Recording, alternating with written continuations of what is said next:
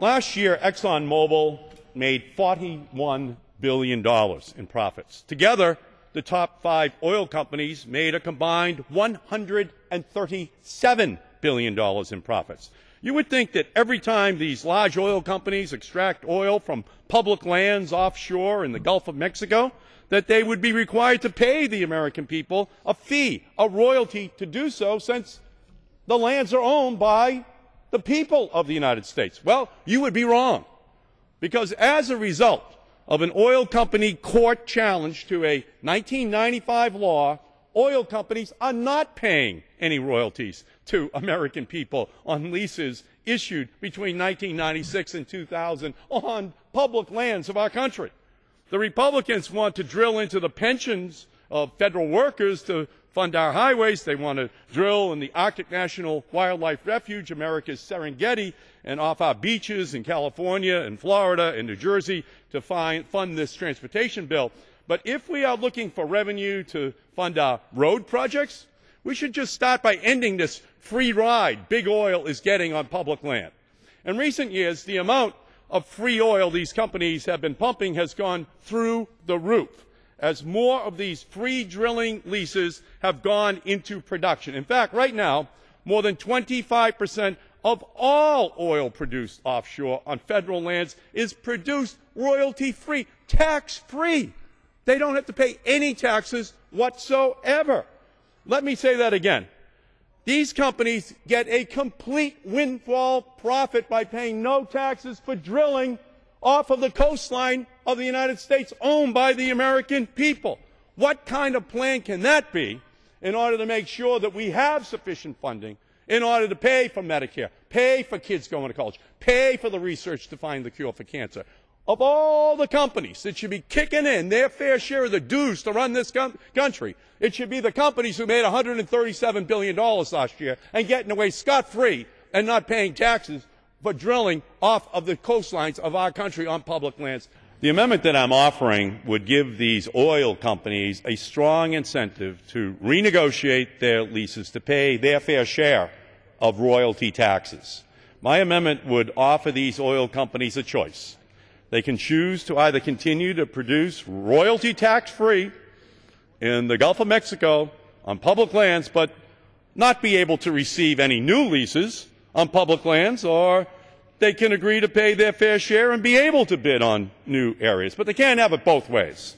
With oil prices at $100 a barrel, this free drilling is absolutely unacceptable.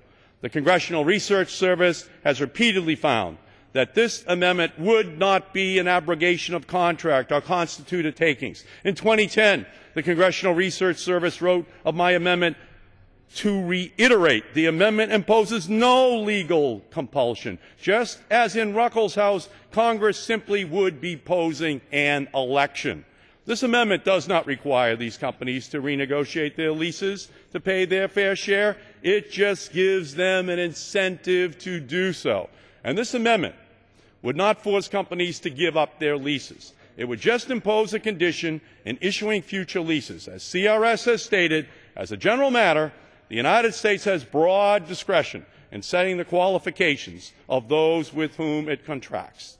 These companies would be perfectly free to choose to continue producing this free windfall oil even if prices climb well past $100 a barrel and gas prices go past $4 a barrel. They can do that. They can hang on to these windfall leases if they want. But if they do, they're not getting any new leases from the American people on the public lands of our country. I reserve the balance of my time. Gentleman reserves. The chair recognizes the gentleman from Washington. Thank you, Mr. Chairman. I am pleased to yield 1 minute to the gentleman from Texas, Mr. Brady. The gentleman from Texas is recognized for 1 minute. Thank you, Mr. Chairman. This amendment has been defeated so many times on the House floor, it's like one of those bad American Idol tryouts. And there's good reason for it. It is as Chairman Hastings said. In the 1990s, we wanted to encourage more American-made energy, not importing it from the Middle East. So we encouraged companies to explore in the deep waters.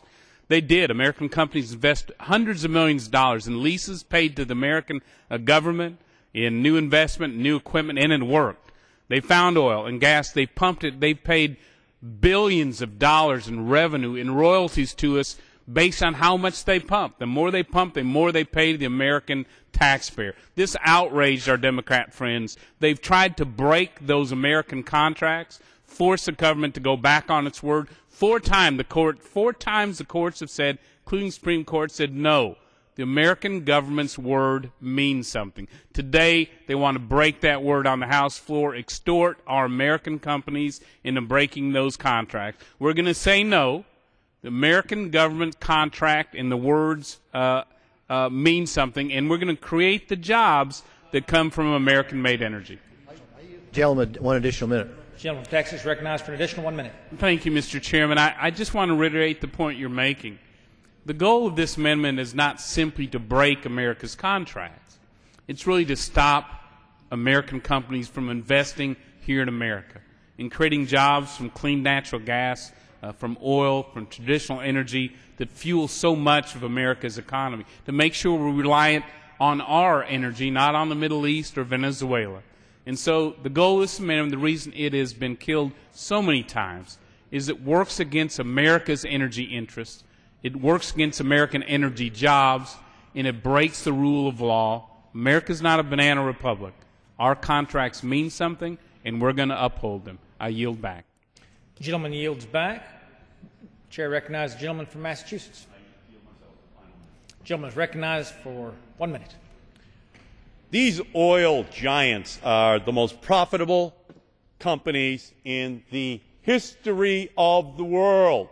The Republicans are going to give them $40 billion in tax breaks over the next 10 years, and rather than reclaiming them for our soldiers or for Medicare recipients, they say, no, you can't touch that. And so I turn to them and I say, what about all of the royalty tax-free drilling they're doing? 25% of all oil drilled for off of the coastlines of our country on public lands, no taxes, no royalties, no contribution to America. They're not paying their fair share of the dues. And the gentleman from Texas just said, the more they drill, the more they pay. Absolutely not true. The more they drill, the bigger their profits. They don't have to pay a nickel in royalty taxes. They get off scot-free. Everyone else gets tipped upside down by the tax man on April 15th to pick up what they're not willing to pay. It's time for them to pay their fair share of the dues. That's what the Markey Amendment says. Either start renegotiating those leases or you're not drilling any longer on the public lands of the United States of America. Vote aye. Chair recognizes the gentleman from Washington. I yield myself the balance of the time. The gentleman is recognized for the balance of the time. Thank you, Mr. Chairman. There is a real, very important principle here, and that is a contract is a contract. You abide by what you negotiate under the existing law. And this existing law has been worked its way through the courts all the way to the Supreme Court. And in every case, the 1995 law and these leases were upheld. Why would we want to jeopardize and send the wrong message to those that would want to take the risk and make the investments under this law? It would just send a very, very wrong signal, in my view.